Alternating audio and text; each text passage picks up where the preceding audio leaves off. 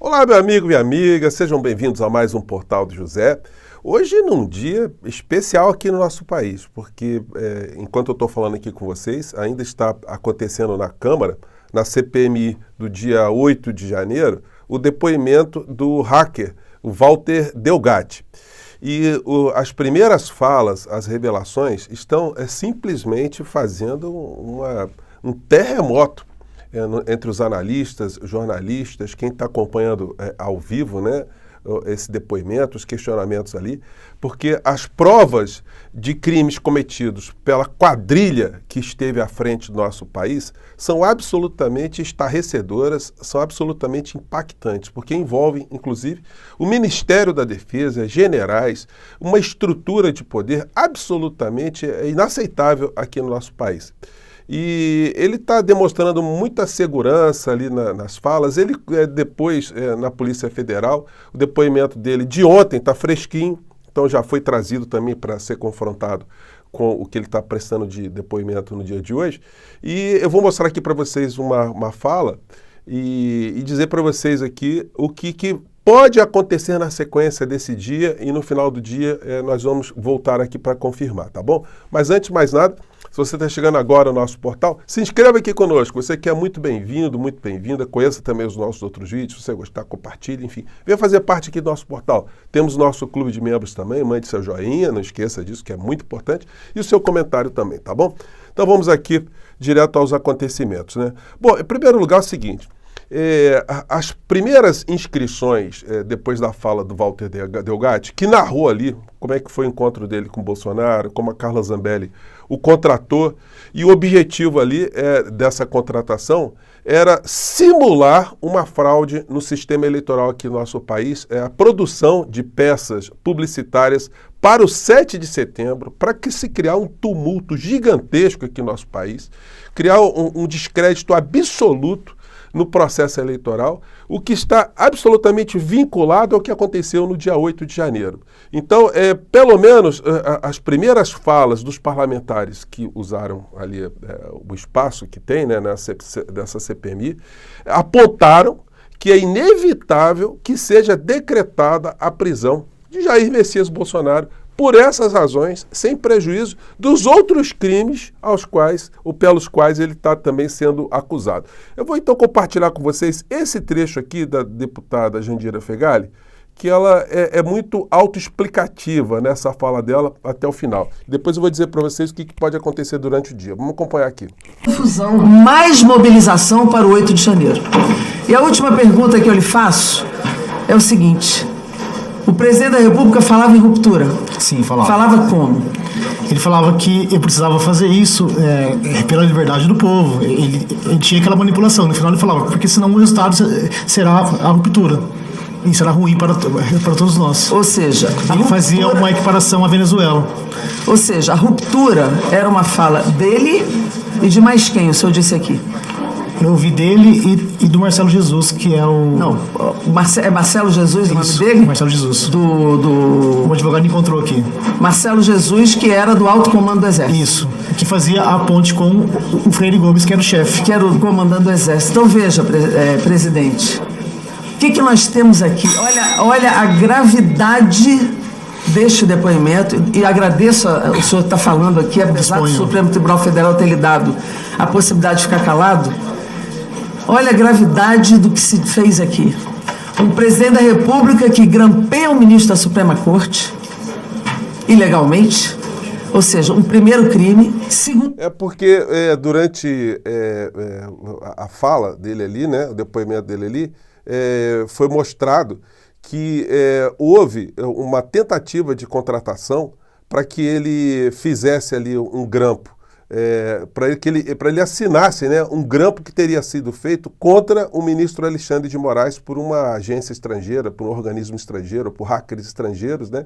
E ele falou que topava, porque o Bolsonaro garantiu para ele uma impunidade, uma anistia, e disse mais o Bolsonaro, que se ele fosse preso, o Bolsonaro mandaria prender o juiz que prendesse aquele que estivesse cometendo um crime, né? Vou continuar aqui com a fala da deputada.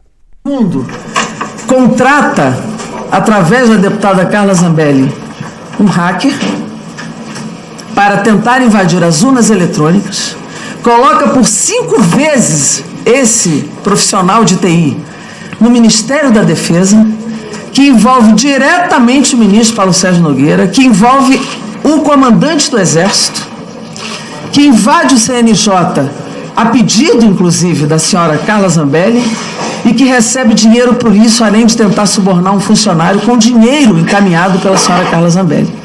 Para mim, já está pronta a prisão do senhor Jair Bolsonaro. Já tem mais do que motivos para a prisão do senhor Jair Bolsonaro como o mandante desses crimes todos e o mandante dos atos antidemocráticos e golpistas que ocorreram no Brasil, particularmente a invasão dos 3 poderes no 8 de janeiro. Obrigado. Gente, essa sessão na CPMI vai dar material para todo mundo, tá? O pessoal da direita, eles vão pegar ali também algumas falas do Delgatti, como, por exemplo, ele quando disse que a única forma, né, de a gente não ter possibilidade nenhuma de mostrar que teve fraude é ter o voto impresso. Aí os caras pularam, né? Mais à frente, fica mostrado também que a própria senadora Lisiane Gama, e até o Delgatti também acaba falando, né, que de fato nós temos um controle impresso dos votos, né? Não tem individualizado, mas todo boletim de urna tem ali uma impressão final que pode ser checada, pode ser compatibilizada com os resultados ali ao final do processo todo, né? Mas eles vão usar isso como uma boia de salvação. Bom, aí na sequência, o que a gente vai ter? A gente teve aqui mais uma fala aqui que eu vou compartilhar um trecho com vocês aqui. Vamos lá. Pela ordem de inscrições, com a palavra o deputado, também autor do requerimento, pastor Henrique Vieira. O Henrique Vieira foi muito conciso, né? Mas achei muito... Obrigado por sua participação aqui hoje, por muito concisa, né? Importantes. Procurarei ser didático, senhor Walter, fazendo perguntas bastante diretas e objetivas. Existe um código-fonte que fica sob o controle do TSE? Sim, existe. Obrigado. Essa urna com esse código é publicamente lacrada? Sim. Depois que esse lacre é feito, é possível haver fraude no código sem quebrar esse lacre? Após o lacre é impossível. Perfeito.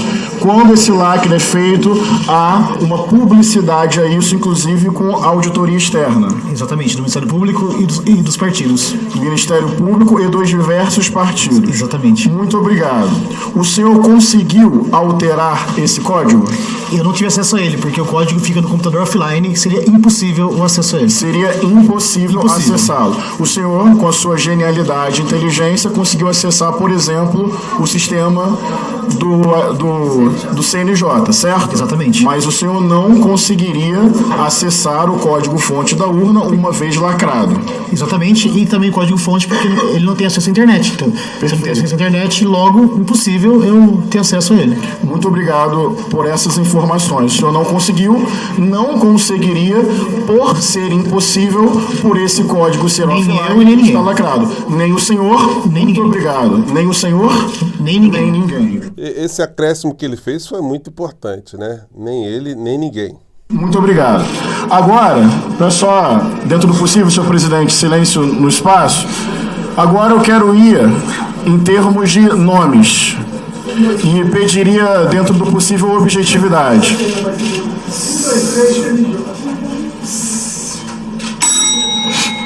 Quem pediu para o senhor tentar fraudar esse sistema?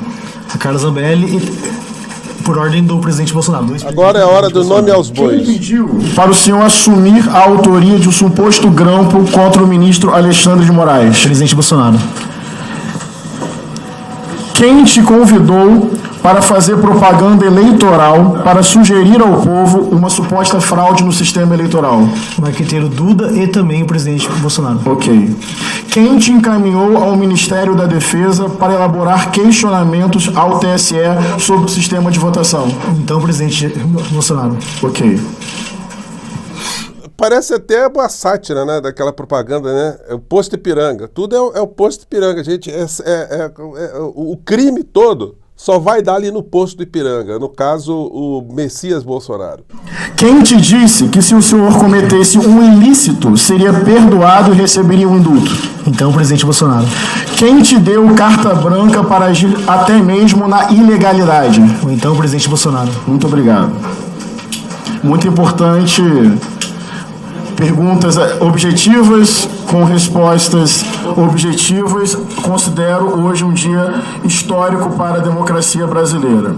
Gente, o que vai acontecer agora, eu estou casando minhas fichas nessa possibilidade, é que após as falas dos deputados ali, que estão realmente interessados em investigar, em colocar a verdade, de tudo que nós já sabemos, né? Quem foi inspirador maior do dia 8 de janeiro, nós vamos ver uma enxurrada de deputados e senadores desacreditando, desmoralizando, ofendendo o Walter Delgatti. Eu não tenho a menor dúvida. E vão tentar resgatar também a questão do voto impresso.